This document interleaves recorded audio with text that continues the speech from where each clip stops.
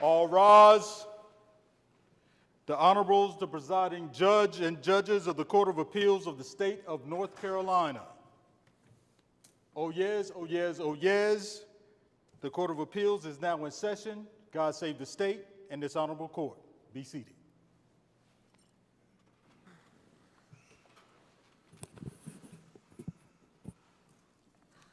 Good afternoon and welcome to the North Carolina Court of Appeals.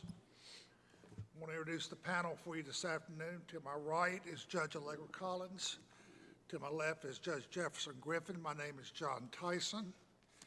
We have one case on the docket this afternoon for arguments. Proctor versus the City of Jacksonville. I'd like to also introduce Mr. McFarland, who's our clerk, and our Marshall, who's here with us today, too. Thank you both for being here. We have a preliminary matter on the case as far as appearance of counsel. Would you folks introduce yourselves? Good afternoon, Your Honor. Bob Belvin from the Institute for Justice. Okay. Okay. Is someone here on your behalf? Yes, Your Honor. Nicole Moss with Cooper and Kirk on behalf of the Okay. Would you like to come forward? unless you need me, I'm fine. Okay. Yeah. That's fine. Welcome all of you, and thank you for being here. And counsel for the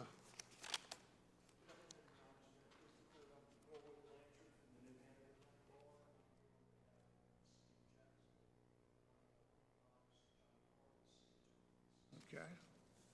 Thank you. Are there any other preliminary matters to come before the court before we start? None from us, Your Honor. Okay. All right. Well, then we will hear from the appellant.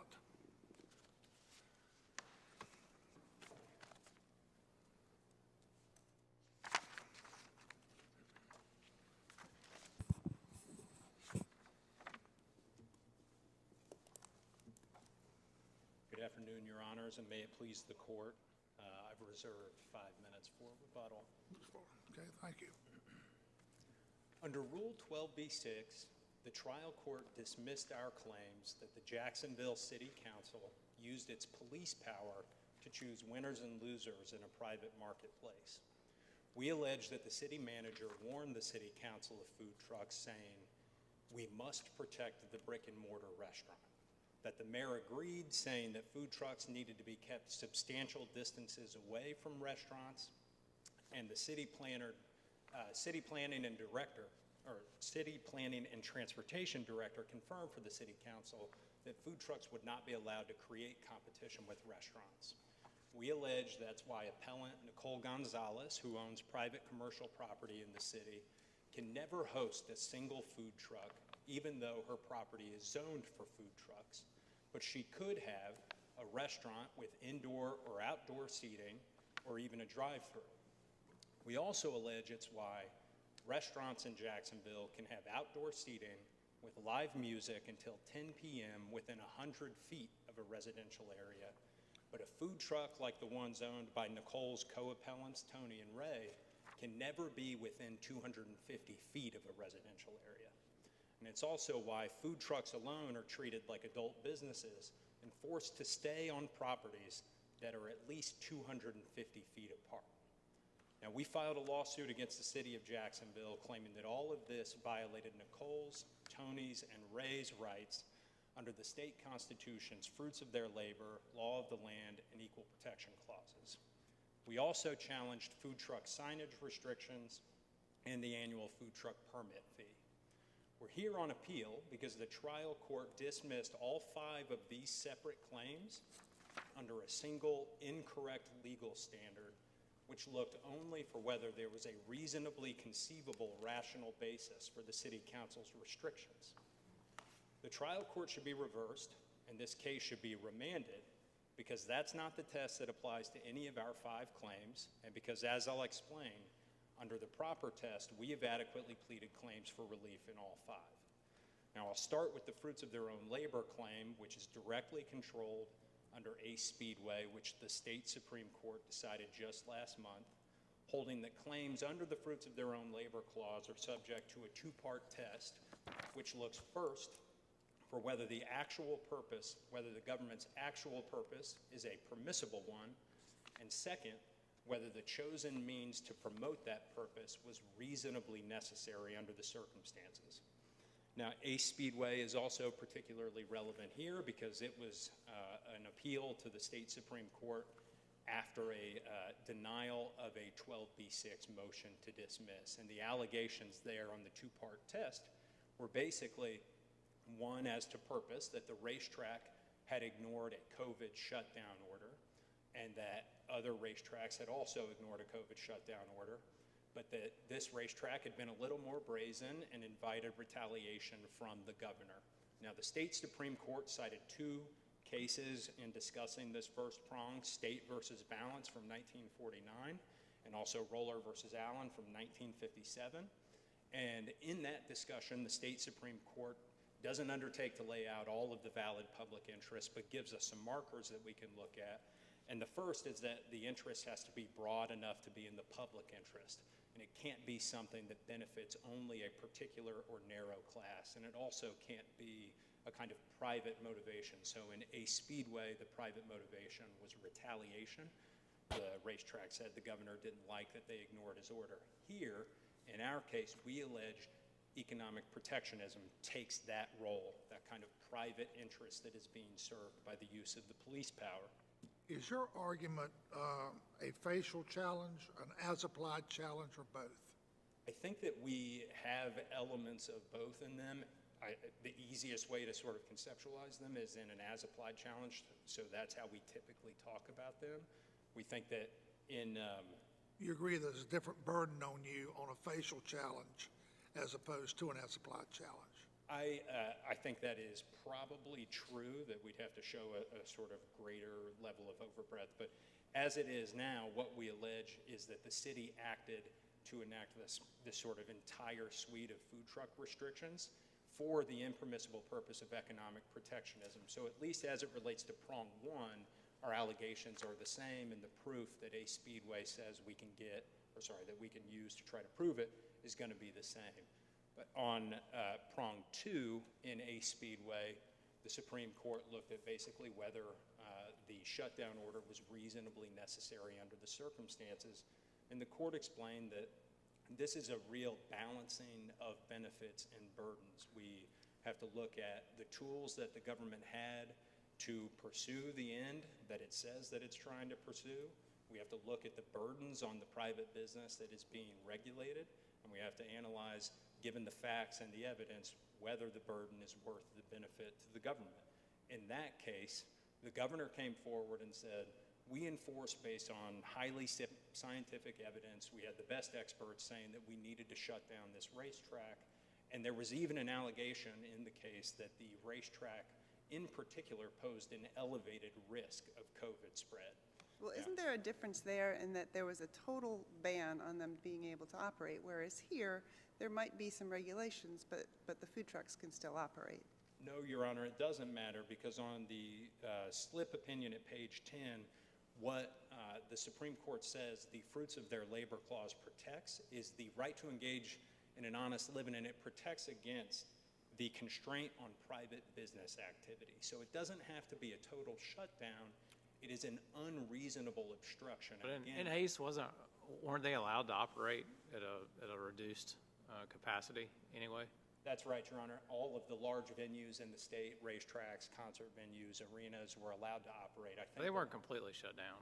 That's right, but under the abatement order, they were totally shut down, and the opinion can be a little bit unclear about the restriction, but I think the challenge there was the difference between the single racetrack being shut down and the other large venues that were being limited to 25 people as well. But the Supreme Court, again, Your Honor, says constraint on private business activity, and it relies on those old cases that we cite in our opening brief and our reply brief, going back to State versus Harris in 1940. Those cases say, I'm thinking of Roller versus Allen in 1957 particularly, they say unreasonable obstruction. You know, it is true that shutting down the racetrack is kind of the most tremendous burden you can think of, but the reasonableness analysis under prong two is a sliding scale. So if you have a lesser burden, like one that says, for example, in this case, you have to be 250 feet away from a certain other business, if you, set to the side our allegation that that is driven by economic protectionism here, that burden is going to be different from a total shutdown, but greater from sort of a more minor regulation that you can see in our complaint.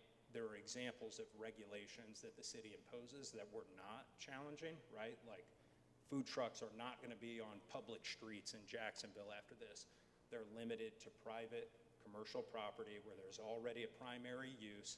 The hours are limited to the hours of the primary use, and you have to get written, notarized permission from the private property owner before you can park your food truck and sell food there, and you're limited to that location for a whole day. Those kinds of restrictions are not being challenged in this case. We are only challenging an additional overlay. You can see this in the appendix, the exhibits to the appendix. I think it's DocX 265 to 266, lays out the specific accessory use for food trucks in the city of Jacksonville. And once you identify a private commercial property in Jacksonville where the owner has given you written notarized permission to set up and sell food, then the Jacksonville City Council adds on 3 additional burdens that say you can't be within 250 feet of a restaurant, you can't be within 250 feet of a property that has another food truck on it, you can't be within 250 feet of a residential area. And we allege, Your Honors, that that all combines to make more than 96% of the city totally off limits to food trucks. But as it sort of specifically relates to the appellants here, I've already mentioned that Nicole Gonzalez owns a property, a private commercial property in Jacksonville that used to be the site of a restaurant with indoor and outdoor seating. She's got a big parking lot where she'd like to host she'd like to host 1 food truck at a time, including her co-appellants, Tony and Ray. The reason she can't right now is that her property is within 250 feet of a residential area. And the city says, and this is looking at the second prong of a speedway, the city says that that is because of noise, for example, preserving the character of a residential neighborhood. Let me ask you this. So many of the restrictions that the city imposed, you agree they were legitimate police power regulation? That's right, Your Honor. I think it's paragraphs 155 through 168 in our complaint list out those regulations that we don't take issue with in this case. So you're not challenging the city's right or power to enact regulations under the police power? Certainly not, Your Honor. We're only alleging what a speedway says we need to allege to try to prove a claim under the fruits of their labor clause. Right. That the city. So when a city decides certain time, place, and manner restrictions, doesn't the cases presume they're acting reasonably? Don't the cases presume that this is a power, even if we would disagree with it, even if we don't like it, that this is a power that's given to the city as the elected officials? I don't think we can reading a speedway, I don't think there is a way to look at the pleading stage, the allegation. Well, it'd be your burden to show that they would be unreasonable or unconstitutional? That under a speedway, they either promote an impermissible interest like protectionism, or they are, I think the intermediate court in a speedway put it, overbroad, unequally applied, not carefully applied, that sort of thing. That gets to the second prong under. Do they have to use the least restrictive means? Under the speech claim, so Your Honor, I mentioned that we also challenge food truck signage restrictions. I think least restrictive versus, that would be strict scrutiny versus intermediate scrutiny. For our purposes here, I think everyone agrees that the city can't carry its burden under either of those standards at the pleading stage. So whether it's strict scrutiny or intermediate scrutiny, the speech claim should go back. I think that what we have that makes it strict scrutiny here, if Your Honor is interested in this, is that the regulations target food truck signage, and that makes it either a content or a speaker-based restriction in the way that State versus Bishop from 2016 kind of lays out.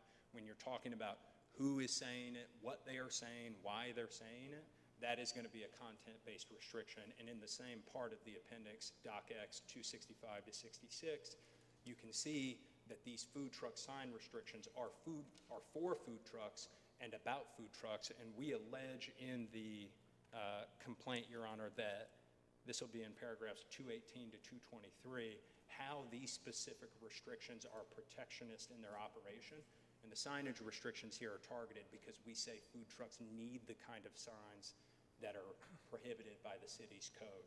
But getting back to your question about deference, Your Honor, I think under a Speedway, the Supreme Court has clearly signaled that when a plaintiff comes in and makes factual allegations that lay out the elements of a fruits of their labor claim, they're entitled to try to prove those allegations.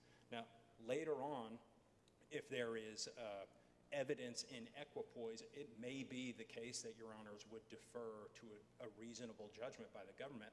But a Speedway says that we are supposed to get past the pleading stage and try to prove the allegations we've made here, which include, as it relates to the government's claimed interest, right, preserving the interest in residential neighborhoods. If that relates to noise, we've alleged that our food trucks are not going to be noisy in any way, that restaurants can be 150 feet closer to a residential area and play outdoor music until 10 p.m. We've also alleged that just sort of generally food trucks are common, beneficial to their neighborhoods, and that Tony and Ray would comply with all of the applicable city and local regulations, and that Nicole's property is safe, and that hosting food trucks on her property would be beneficial to her neighbors. So just again, it would not, this gets to the second interest that the city has asserted, fostering relationships between land uses. We've alleged that food trucks in this commercial strip where Nicole's property is located would be totally consistent with the land uses around her. Help me understand, I'm going to direct you to page 115 and 116 of the record. It's Judge Noble's order. At the bottom of page 115, the order says, not hearing any objection, the court reserved any consideration of statute limitation defenses for a subsequent motion for summary judgment at the bottom. But then on the next page, next to last sentence, further, the court can envision a number of reasonably conceivable rational basis to support the challenge provisions UDO, so defendant's city motion to dismiss complaint should be allowed. Can you give us any background on that? The statute has a provision for time limits to challenge, is that correct? The ordinance does. The ordinance, I'm not aware of a time limit in the ordinance itself. What the statute of limitations discussion was about is, I think, the second or third hearing we had before the Superior Court. The city filed a statute of limitations just before the hearing, invoking a 6-month statute of limitations that applies to rezoning or zoning map amendments. And we challenge that. Yeah, we said it doesn't apply because in this case, Your Honor, no zoning of any property anywhere needs to change at all for us to get the relief we seek. I mentioned in the opening that appellant Nicole Gonzalez, her property is commercial corridor property. That's already zoned for food trucks. Her problem is she's too close to residential areas, but that's still protectionist because she could open a restaurant. You know, we've had cases where convenience stores or retailers were prohibited from selling cigarettes or alcohol within a certain radius of a school or a church. And those have been upheld. You do agree with that? I think that, obviously, Your Honor's question implies different case. I think that would be different based on the facts there, but I think under step 2 in a Speedway, you'd have a much better explanation for not selling cigarettes near a school than keeping a food truck 250 feet away from a residential area when a restaurant with live music can be 100 feet away. But there isn't, I guess the problem I'm having, and I'm certainly going to ask the city, you know, we see regulations passed all the time by cities that a lot of rational people would disagree with, and they can be targeted, and they've been upheld under the rational basis standard under the police power. So I didn't like the fact the Supreme Court said a farmer can't grow wheat for his own consumption either. I think that was stupid. But, you know, that they had the power to do that. So aren't you just asking us for a substitution of judgment here? No, Your Honor, I'm asking you just to follow the simple direction from a Speedway, which is quite a modest one.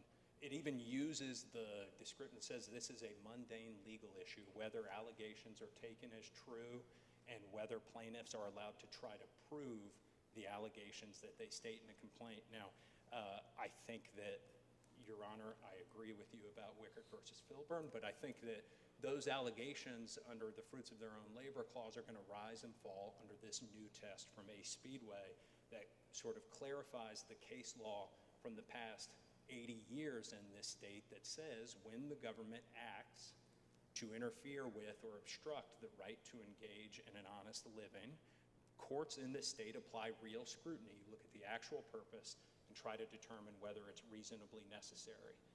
Whether it's reasonably necessary for the government to do what it has done in light of the other avenues available to it to promote the purpose that it was trying to pursue. And under a Speedway, you can look at the complaint here and see that we've alleged an improper motive and that the application of these 250-foot bans is wildly overbroad and that it stops appellants Tony and Ray from being able to accept Nicole's simple invitation to park on her private commercial property and sell food to other people who want to buy it from them. So a Speedway says that we've properly alleged claims under the fruits of their labor clause and that we should get the chance to prove them. Moving on to the land of the I almost said land of the lost. Law of the land clause, Your Honors. Poor Richards, Inc. versus Stone and Trent's Enterprises versus Onslow County are two cases that come before a Speedway. A Speedway relies on Poor Richards, Inc. for the two-part test. Both Poor Richards and Trent's Enterprises say that this two-part analysis, the analysis is the same under Article 1, Section 1 for the fruits of their labor and Article 1, Section 19 for law of the land. So for all the reasons that we should be able to go back and try to prove our fruits of their labor claims, we should also be sent back and allowed to try to prove our law of the land claims. Third, we also bring equal protection claims, and again, I think a Speedway provides the two-part test here. The explanation is a little more extended, but again, a Speedway relies on Poor Richards, Inc. Poor Richards, Inc. does two things that suggest that the equal protection analysis here should be the two-part test from a Speedway. First, Poor Richards, Inc. cites State versus Harris, the 1940 case about dry cleaning and I think maybe regular laundromats. Poor Richards cites State versus Harris both for its law of the land analysis and for its equal protection analysis. And it basically says when you're regulating an economic activity or an occupation like this, you look at the distinction that is being drawn between regulated and unregulated businesses. Here we allege in the complaint that food trucks and restaurants and other food-related businesses are all doing the same thing. They're just selling food to people, which people have been doing for thousands of years. And I think it's noteworthy that in Harris, and going through kind of a list of regular occupations, they mention cooks, and I think in Balance they mention chefs. And this is just the kind of thing people have been doing forever, and we allege that the city drew a line between food trucks and every other business and said food trucks can't get too close to restaurants, food trucks can't go on properties that restaurants can go on, and food trucks, unlike every other food business in the city, have to stay on properties 250 feet away from each other. But isn't there a big difference between restaurants that are selling food from brick and mortar and a food truck that is mobile? I mean, we're not looking at the relevance of the similarly situated. Yes, there's food involved, but that doesn't seem to be the relevant test here? So I think it is, Your Honor, those cases, Harris, all the way through a Speedway. What the courts look at is the activity that you're engaged in. So if you look at Harris, there's actually a paragraph that talks about, we don't care if you wash clothes using soap and something like this or something else. We're not worried about methods. What you're doing is dry cleaning and, washing clothes. Here, the same thing is true. Food trucks are selling food just like restaurants. They're regulated by the county like restaurants. They're regulated by the state like restaurants. They undergo regular health and safety inspections. Your Honor is correct that a brick and mortar building is different from a food truck, but it is important to remember that food trucks in Jacksonville are only ever going to be allowed on private commercial property where there is already a primary use. So there's going to be a structure there. And so food trucks won't be sort of on empty lots and operating, totally differently from the way that restaurants do. And here's the sort of critical point. If there is a distinction between food trucks parking on a property for 8 hours a day and selling food and the restaurant across the street, it's the government's burden to regulate us differently, regulate food trucks differently, only to the extent it reflects that distinction between what a food truck is doing and what a restaurant is doing. That's what Harris, Balance, Roller, King versus Town of Chapel Hill, and Ace Speedway say. When you distinguish between, in Ace Speedway, it was racetracks and other large concert venues. When you distinguish between groups that are doing the same thing, if you treat them differently, it has to be roughly related to the difference that led you to split them up in the first place. And aren't we talking about a rational basis, correct? We are talking about the kind of review that was applied in State versus Harris, Balance, Roller, King versus Town of Chapel Hill, Treats, and Ace Speedway. Some courts have referred to it as a rational basis test, but there is a difference between, if Your Honor calls it the rational basis test, or if I accept that it's a rational basis test, there is a difference between that and how many people understand, I think, sort of FCC versus Beach Communications rational basis. I know that the city cites a Fourth Circuit case from 1991 for the content of the state constitution. There is a difference between the federal rational basis test and the review that applies here. And I think Treats Enterprises is a good example of that.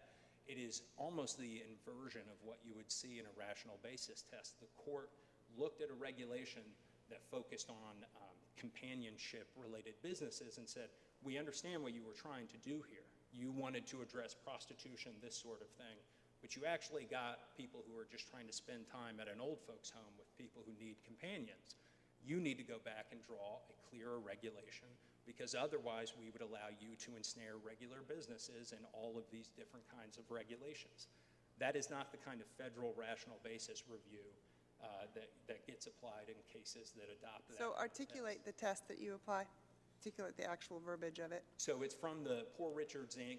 versus Stone case or the Ace Speedway, distinguishing between ordinary occupations. That classification has to be justified by a distinguishing feature between the businesses. That's the language from Harris and Poor Richards. And you wouldn't contend that it's distinguishing that one is mobile and needs parking lots that it doesn't have and a bathroom that it doesn't have and poses specific danger parking on the street, those types of things, that's not distinguishing from a restaurant that doesn't move? So I think that not moving is a distinction, but those three things Your Honor mentioned, moving around, being on a street, we're not going to be on a street. This is only private commercial property. We're not going to be moving around. When you pick a location for a day, you got to stay there. And I think the third one was not having trash. The city requires food trucks to have their own Bathroom and trash. parking. Bathroom, there's going to be a primary business there, and the primary business is also going to have enough space for people to park there. This is all the kind of thing that is a reasonable regulation that the city could establish, the kinds of things we're not challenging. What we challenge here is the requirement that we be 250 feet away from a restaurant, and that makes no sense, wheels or not. I'll give you your moment. I have a question for you, and I will give you back your time on your rebuttal. Thank you, Your Honor. Of course. Are you arguing that Ace Speedway alters the analysis of the court as it relates to economic regulation? I don't think so. I think that it synthesizes the cases that came before, from State versus Harris through probably King versus Town of Chapel Hill in 2014. But you're not arguing that it moved for more protection to the property owners? No, I think that this level of protection has existed since State versus Harris in 1940. You know, And basically Ace just reaffirmed that? absolutely, yes. Okay. I know that my rebuttal light is on. I mentioned the speech restrictions. We think intermediate or strict scrutiny, we should be sent back down so the city can try to meet its burden. Our last claim is that the annual permit fee for food trucks is unreasonable.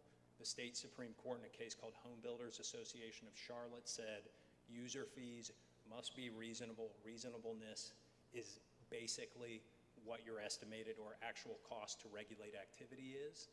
We allege the $300 fee that appellants Tony and Ray paid to operate their food trucks has no relationship and is totally unmoored from the city's cost to regulate, and is instead based on anticipated property tax burdens to the locations where restaurants are located.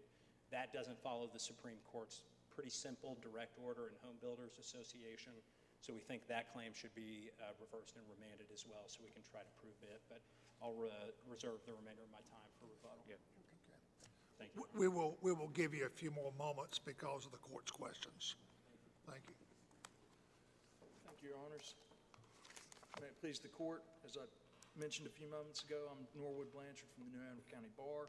I'm here on behalf of the city of Jacksonville.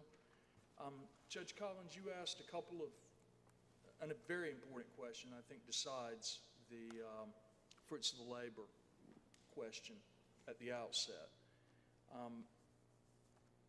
The analysis that the plaintiffs are proposing from the Ace Speedway case comes into play only when a fundamental right is implicated.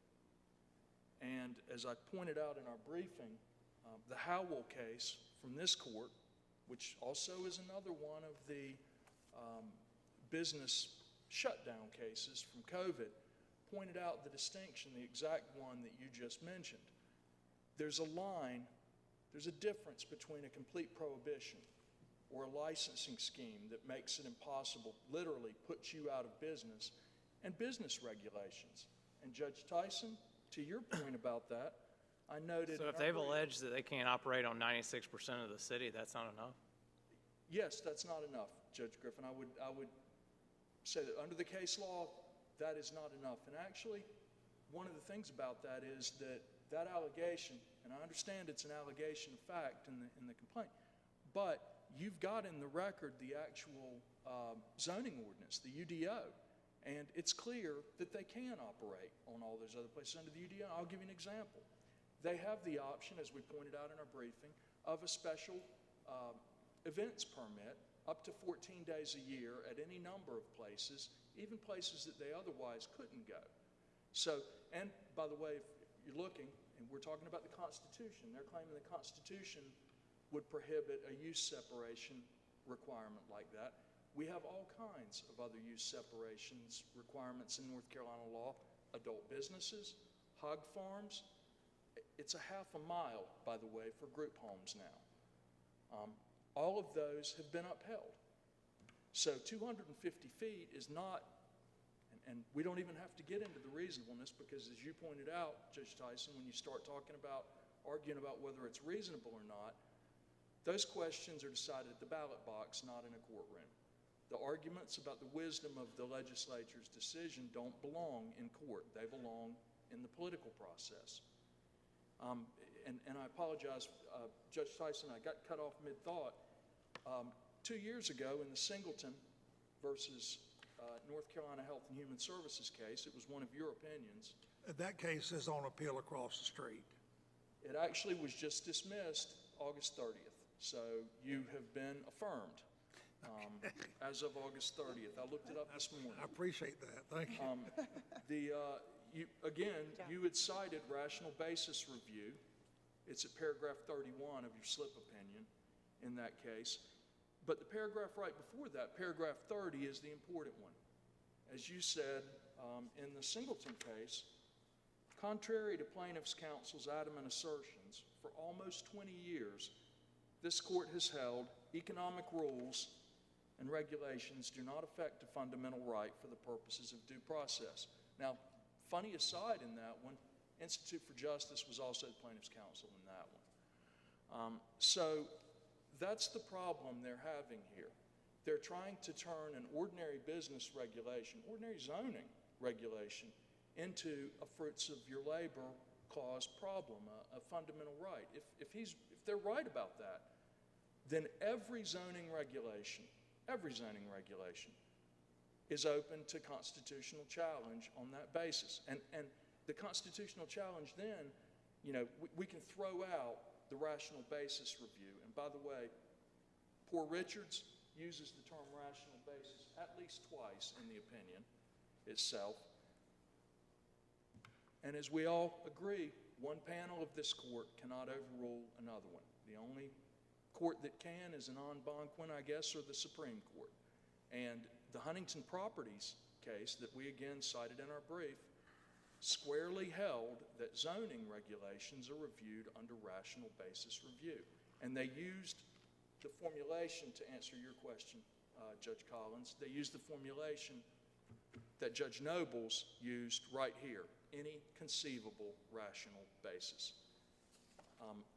If you want a Supreme Court case from that, I think we cited the Stading case, or the Standley, I should say, case in our brief for the idea that the Supreme Court follows that formulation of rational basis review as well. Now, one of the other things I like about the Huntington Properties case is it was decided at the pleading stage. So this idea that you have to have discovery every time somebody raises one of these issues would require overturning a tremendous amount of North Carolina case law. And I just think, practically speaking, what does that mean? Anytime the General Assembly passes a law that, say, Mr. Berger comes in and is deposed about what his real motives were for a legislative enactment, it would cause chaos. Judges, as we understand... You do agree, though, on a 12B hearing, that they were entitled to have their allegations taken as true? The allegations of fact, yes, Your Honor. Pure fact ones. Reviewed in the light most favorable to them, I would concede that as well. and that the dismissal should not be granted unless there's no facts under which their claims could state a claim. Ordinarily, that would be true, but your question about facial challenges versus other ones would kind of upset that apple cart in some I'm situations. trying to figure out exactly the posture here. These are legal questions, is our point. These are not traditional fact issues. They're legal issues for the court. Whether there's a rational basis doesn't go to a jury. A jury doesn't decide that. A judge does, as a matter of law. You agree that typically as-applied challenges are fact-based claims, though? You do agree with that? I think an as-applied one, yes. Generally speaking, they're going to be a fact-based one. So Now, a 12B procedure at that point would be rare. Well, I think there are going to be circumstances where you can look and an issue's been decided, where you don't have to revisit it just because someone raises a new as-applied challenge to it.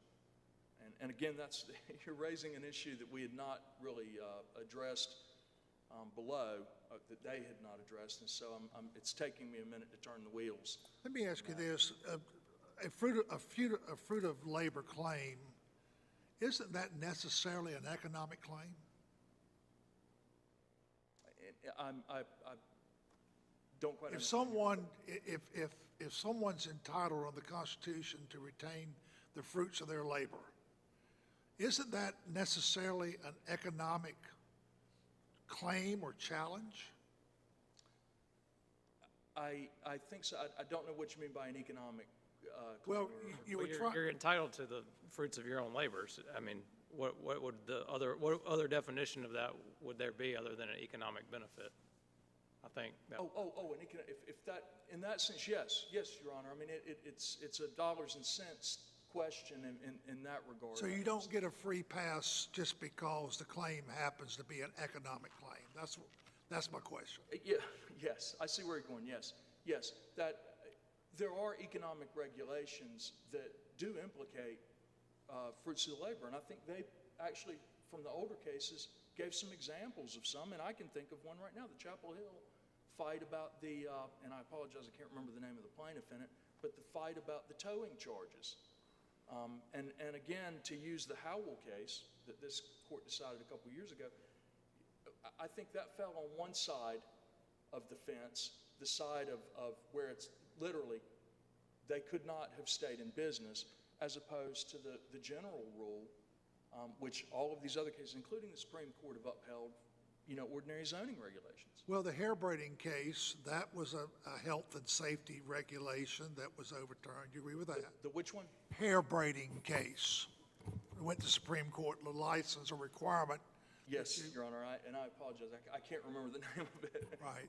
And about the teeth whitening case, that was another economic benefits, health and safety regulation case, right? Yes, and I think the court in those, though, they kind of look at them. I mean, some things jump out at you to the point that you go, good Lord, nobody could, let me give you an example. If How I about had- monks making wooden caskets have to be licensed funeral directors? And that's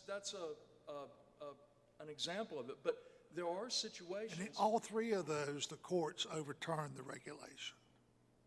All three of them were sort of health and safety. All three of them were economic based.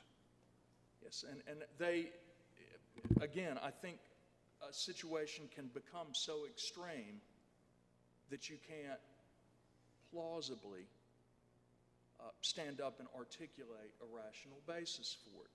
And that, if we look at that test, if you can envision, and we've given you plenty of them, and that's the funny thing about this case. The rational bases that we've pointed out, things like the differences, and by the way, back to your question about whether they're similarly situated to brick and mortar, they are not, for those very reasons. But those things, the plaintiffs here don't say that those are not rational bases. Their argument is, well, it wasn't their real motivation. And that's a different thing. When you're arguing about the wisdom of it, remember that belongs with the legislature. And those are rational bases.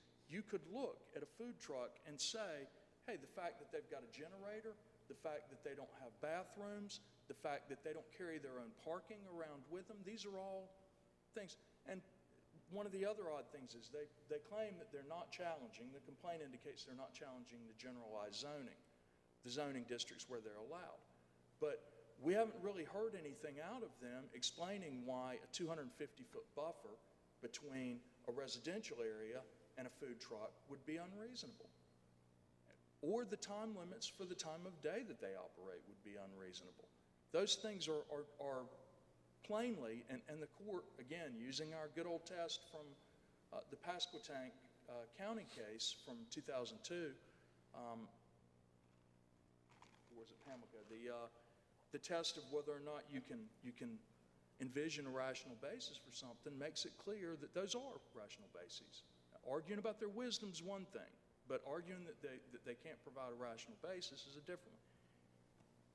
This court, in the Leibs case, to give you an example, as you pointed out, Judge Tyson, about how deferential that those review had been of those regulations, in the Leibs case, here in Raleigh, upheld a regulation that drew a distinction between smoking in a private club versus smoking in a public restaurant. Okay?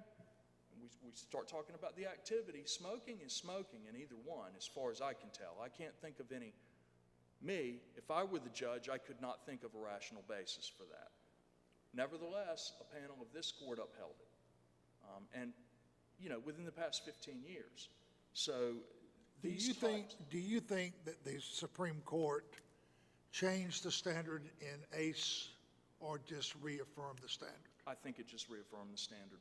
And we agree, I think, that it just reaffirmed the standard. What we disagree about is what the standard was before, if that makes sense. So neither one of you are contending that it's anything new in ACE other than a continuation of other cases that held the same thing. Right, and one of the odd things, let's face it, with ACE and for that matter, the Howell case that we just talked about, that's a once in the history of the Republic set of circumstances. You know, we have never had a shutdown like that, not in North Carolina, or, I mean, it's just unheard of. So Well, limiting church attendance to 10 people when they kept the ABC stores and the bars and the Walmarts open, I wonder if that regulation could withstand scrutiny too. I certainly hope so, because I love going to the ABC store. Well, a lot of people love going to church. And we know that that's not irrational when closing down the churches, because the U.S. Supreme Court told us that. Well, why wouldn't that somewhat have applicability here? I mean, can you discriminate between someone going to Walmart and someone going to church? Yes. Well, Or no, someone going to that liquor. example, no, you cannot. Cannot. I think you can, and if you could, you would have to give greater protection to the going to church than you would. I mean, there are other constitutional rights at issue. I'm trying to think of, can you discriminate against somebody, between somebody going to Walmart versus an auto parts store? I think you could. You'd have to come up with some rationale. It'd be difficult. I can't think of a rational basis for that. But again, those are extreme examples and good examples of that saying that hard cases make bad law. Well, I think their claim here is not they made a First Amendment claim, particularly as it relates to your sign ordinances. But they're relying on a state constitutional provision of fruit of the labor, as I understand it. And they're arguing that that gives greater protection than some of the federal claims, certainly the due process or the First Amendment claims. And again, Your Honor, if we got to that, if this was an issue of whether this did in fact implicate the fruits of the labor clause, I mean, fundamental rights are treated differently. But the problem is, again, I think we're going back to that argument, back to the line that Howell drew a couple of years ago. There is some dividing line. Not every regulation goes into that. And the question of whether it does or not isn't something that a jury decides, a judge decides it as a matter of law. This one, again, they're not shut down. They were in business apparently before this. They've been in business since this. If they weren't, then obviously some of these claims would be moot. But the regulation about where you can do things in a town is a different species of regulation than an outright ban when you get to the city limits that says, no, you can't do this anywhere. And Judge Griffin, it took me a minute to think of an example. You said about 96, 97%. Town of St. James, I would hazard that if you outlawed, if you banned food trucks from residential zoned areas, that 95% or more of the town would be off limits to a food truck there. Now, I don't know that they did that, but there are some small towns like that. What's the one right outside of New Bern? Riverbend, is it called? I believe is almost all, the old part of it at least, was almost all residential. But at least in an as-applied challenge, we wouldn't look at St. James, we'd look at this town, correct? We'd look at Jacksonville, right? Yes. Yes, Your Honor. Yes. Now, when video poker machines first came on, a lot of towns imposed excessive fees and fines, or fees, $2,500 per machine. And the case came up here from Fayetteville and Lumberton. Basically, a video machine, $25. A video poker machine, $2,500. And this is going more toward the fee. And in both those cases, the court overturned the city's imposition of those excessive fees. I don't want to direct your argument, but I do want you to to at least address their issues on signage and their issues on the inequality of the fee. Yes, Your Honor. For signage, and I'll start with the fee, since you touched on that. Those cases, certainly extreme examples. Even those towns, Fayetteville and Lumberton, or I believe it was Lumberton, couldn't come up with an explanation of why, other than just the pure desire to not have these things, of why those were excessive. Now, thinking about it, if they had come up and said, instead of $2,500, $300 because we have to have police officers out there more often, I don't believe you would have had to gone back to do discovery to fight about that because, well, in looking at this case, remember the fees that they charge here, none of these people, I think, pay the out-of-town fee. Their fee is actually $300 per year. And if they get the permit for the second half of the fiscal year after January 1st, it's only $150. So, I mean, if any fee, and I think we'd all agree that some fee is allowed, if any fee is allowed, the absolute most that it could be too much by would be $150, something less than $150. So this is not in the same ballpark with the video poker ones, I don't believe. But it's a matter of degree, and that's the problem we've got here. Where we're gonna put that line? And you think about it from the old substantive due process cases, and I'm going back to federal law, but Roshan, the 1950s stomach pumping case about it, the shocks the conscience test, I don't know if that's actually the type of situation that you need to be in or what, but, even the case law talking about how much the fee can be in a rational relationship doesn't require mathematical certainty. The town doesn't have to pull out its calculator and show you that it is not a penny more than it actually costs to regulate this. It needs to be, not unreasonable in light of it under those cases. So can you, go ahead. I'm sorry. Can you explain it? I think the argument is that it has to be reasonably related to the cost of, The program? yes. Yes, and I agree, Your Honor. I believe that is the law that I'm going to phrase it slightly differently. It can't be unreasonable in light of the cost of the program. Okay, so the cost of the program, is there any relationship between that and the cost of a property tax? And it sounds to me like it's been tied to property tax. No, and it's not tied. I mean, that's their allegation that it's tied to property tax. If that were the case, I guess they would tax them based on the volume of business they did. And restaurants do, massively varying amounts of business. I can't tell you sitting here today whether one of the legislators on the, local legislators, had tossed that idea around in his head. But as we all know, as with the cases we pointed out in our brief too, the individual legislators' motivations aren't really important. So I guess my question is, if the allegation is that it is not tied to the cost of the administration, but it's tied to something else, does that survive 12b-6? I don't think so.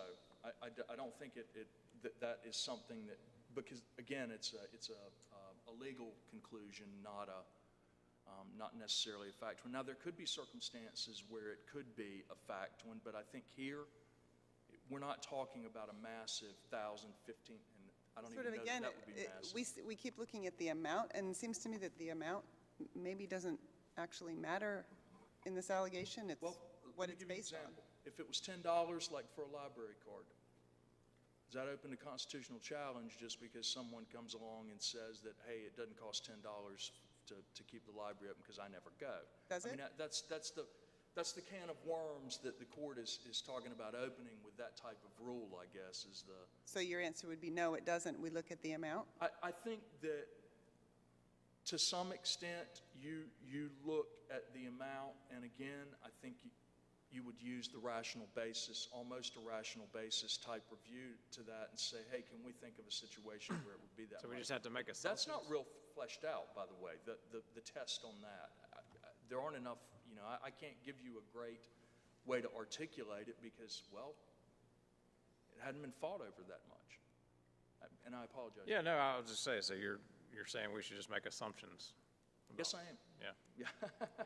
Yes, I am. And so, just so I understand, it's your contention that we actually, sitting here, make that judgment as to whether it's rational based solely on the pleadings I think you, and I what's in think the in record? some circumstances you can, and I'm trying to think of a situation where you would actually need to go out and have discovery on that, and I'm struggling with that. I don't believe Well, any. let's bring it back to here, that they've alleged that the motivation for the ordinance changes was discrimination against the food trucks. And that's the allegation complaint, that's taken as true for the purposes of the 12B6 motion. The actual motivation, yes, Yes, they have. yeah. And I think that you can take that as true and still uphold the regulation. So You can take that even as the if actual the motivation. ordinance was adopted for economic protection, If there are rational bases undergirding it, then you have to uphold it. And I tell you that because that's what a panel of this court said in the 2002 Huntington Properties case. They talked about conceivable, correct? Any conceivable rational basis, and it goes on, and the Stanley versus Woodfin case, again, points out, doesn't matter if their actual motive was irrational or not. Under rational basis review, you're allowed to do, the U.S. Supreme Court's cases say, some rational speculation about it. And I'm about to run out of time to talk about the signage. Some of these equal protection type challenges here, I think one thing that we need to focus on here is that they are not similarly situated to brick and mortar restaurants. And with the signage, and I'm going to focus on that for a minute, they are not singled out under the signage regulations. I gave examples in our brief of plenty of other types of accessory uses that had signage.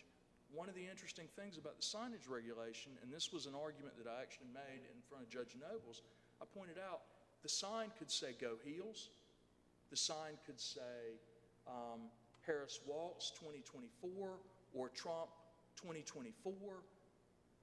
The content of the sign that these food trucks, this particular accessory use is allowed to have makes no difference. It doesn't even matter if it's theirs. So their church could have put the sign out next to it and said, hey, could you put this sign out? There's absolutely no content restriction on it at all. And they are, unlike brick and mortar restaurants, the wraps around the food trucks, if any of you have ever seen them, many of them have signage on the side of the food truck. There's no limitation on that. So if it's a food truck that is, I don't know, the size of an 18-wheeler, which would be an extreme example, you could have Joe's Crabs all down the side of that or anything else you wanted to put on the side of it. There's no regulation whatsoever. They do, in fact, have sign advantages over brick and mortar establishments. They're cherry picking one that they don't like and forgetting all about the other ones. But they're not content based in any way, shape, or form. But aren't they speaker based? That size is, No, I'm talking about who's doing the speaking. You're only limited. oh, no, they're not. I don't believe they're speaker-based. I think in the sense of who it belongs to or whatever the message is or anything like that, I don't know if that would qualify as a speaker-based.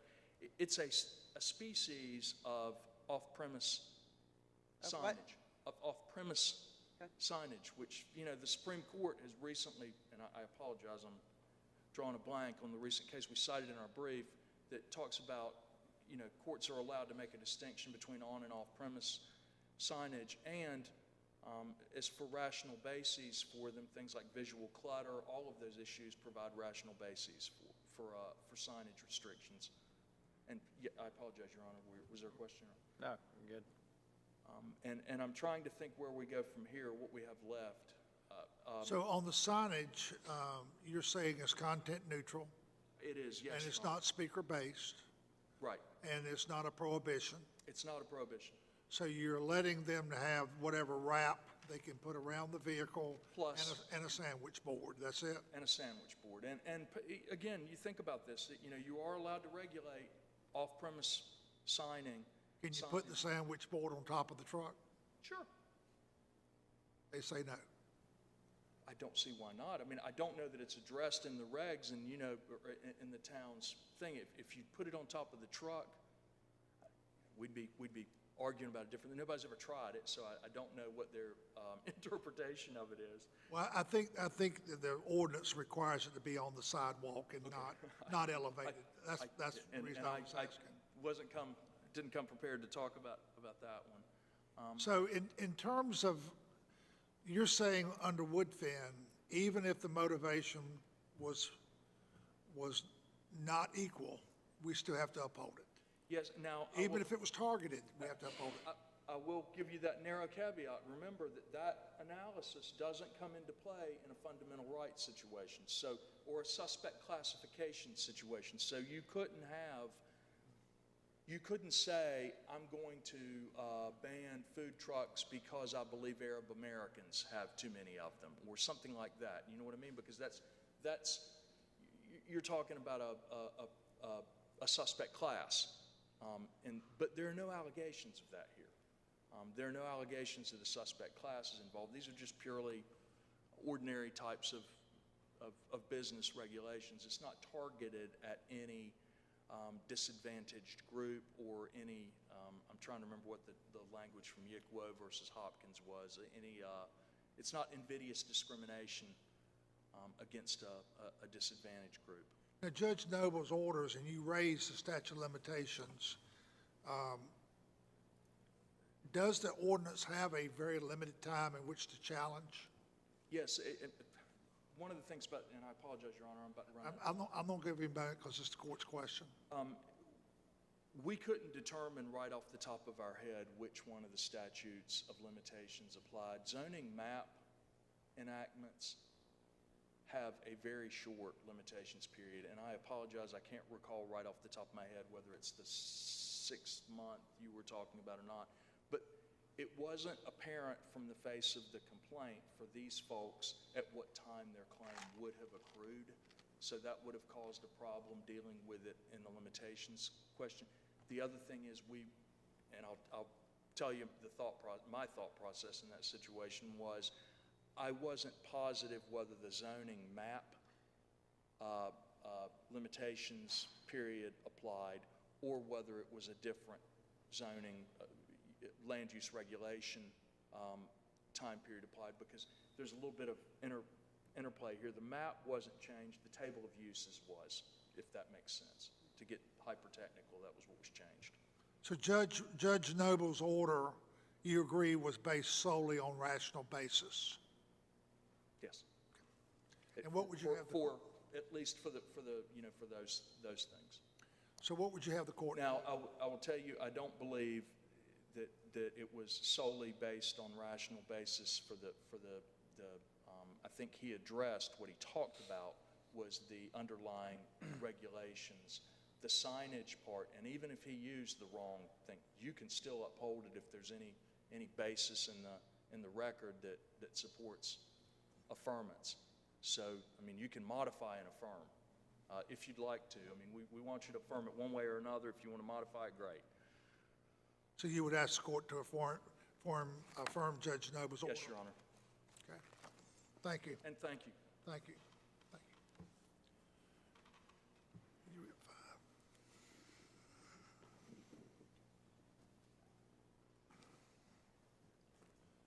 5. Counselor, you have 5 minutes. Thank you, Your Honor.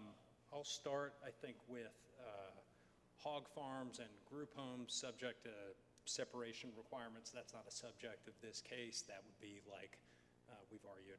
A speedway, cases rise and fall on their factual allegations. If the hog farm alleged that they were being kept out of business because they were too close to a competing business that the government likes better, that would be potentially a valid challenge to a restriction, but that's a different case. We don't say that. A speedway says that they get to try to prove those allegations.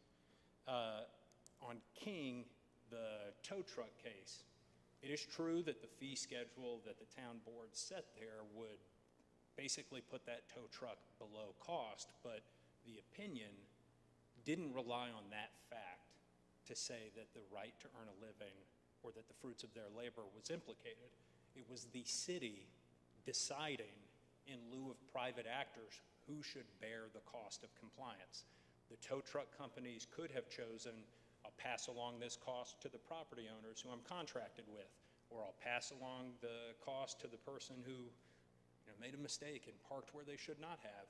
But the town made that decision for the private actors, just like the city council made the decision here in lieu of private property owners like Nicole, who want to be able to make decisions about whether to allow other private actors like Tony and Ray to park their food trucks on her private commercial property and sell food. That was the problem in King, and I think it gets to this discussion that we've had about the few cases that the city cites and refers to as zoning cases.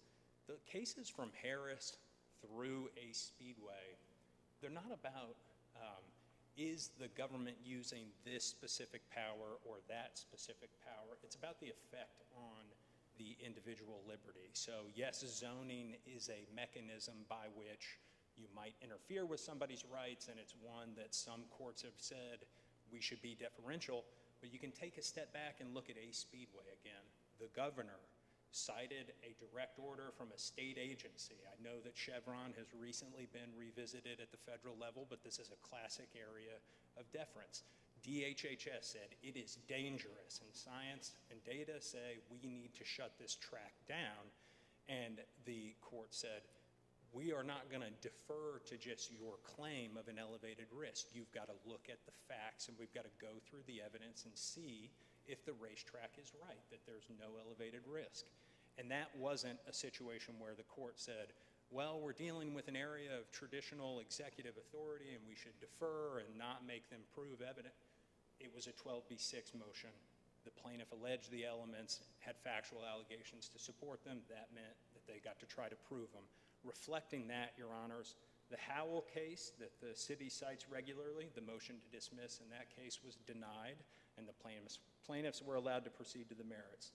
Stanley versus Woodfin, that was a case decided on summary judgment, which involved evidence about why the city enacted its restriction, and involved a review of the data and record underlying incidents in the park that was being regulated. Huntington Properties is an appellate court case. No disrespect, it's been, to the extent that it has anything to do with the same things that a Speedway spoke to, I don't see how the case survives, but if you want to coalesce them and make them work, in Huntington Properties, the property owner challenged a denial of expanding what they agreed was a non-conforming use. And so you basically have a failure at prong one. There was no impermissible purpose. Everybody agreed that what the property owner wanted to do was expand a non-conforming use. Everybody agreed that the city said you can't expand non-conforming uses. Everybody agreed that not allowing the expansion of non-conforming uses was okay. It was a failure at prong one. Everything the government did was alleged to have been in an indisputable and promotion of an indisputably permissible interest. Would you take one moment and address the city's claim that a challenge to try to elevate every challenge of economic regulation to a fruits of labor claim that would put everything that they've done at risk or subject to review? No, I don't think so, and I think my friend on the other side used the phrase every zoning case. That's not right. What a Speedway says and what we are saying here is if we allege the elements of the fruits claim and have factual allegations like we have, then you should be able to try to prove your claim. So it wouldn't be every other property case. It'd be every other property case where a property owner or a business owner said, the city is stopping me from doing this because they are trying to help my competitors. Here are facts about why what I'm doing is safe. Here are facts about why what I'm doing doesn't affect any other interests. All that we say here today and all that we're asking your honors to hold is that under cases like Tolley versus City of Wilmington that say this state's constitution is given a liberal interpretation when personal and individual rights are involved.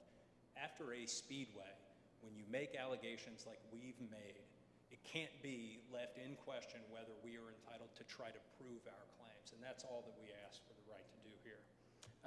On signs, they are speaker-based. They target food trucks specifically, but at the end of the day, none of that matters. Everybody agrees The city has the burden to prove that its signs survive intermediate or strict scrutiny.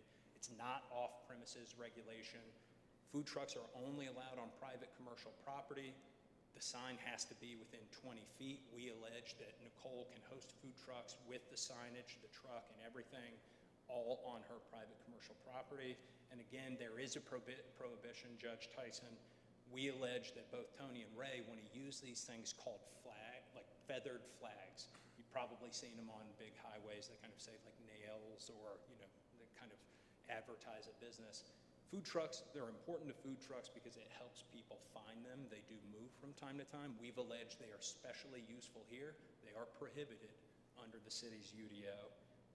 And then fees, Your Honors, the Home Builders Association at pages 46 through 47 of the North Carolina Reporter, the Supreme Court considers evidence, including affidavits, about how the fees in that case were created and imposed.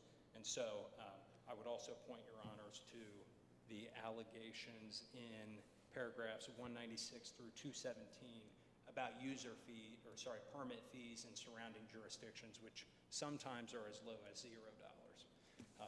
I have nothing further, and if Your Honors have no further questions. Thank you. Thank you. Thank you. Case is submitted. We thank the parties for their briefs and their arguments. And at this time, we will take a brief recess. All rise.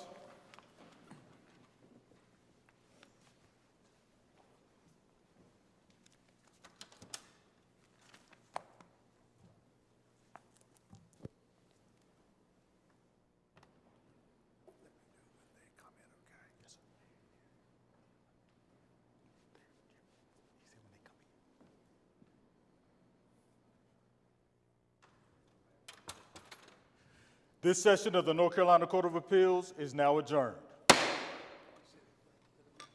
Yeah, now you can let them go.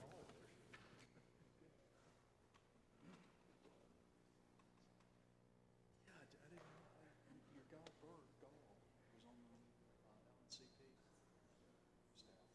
Oh, really? You were a smart guy. Yeah, Burke and I were together.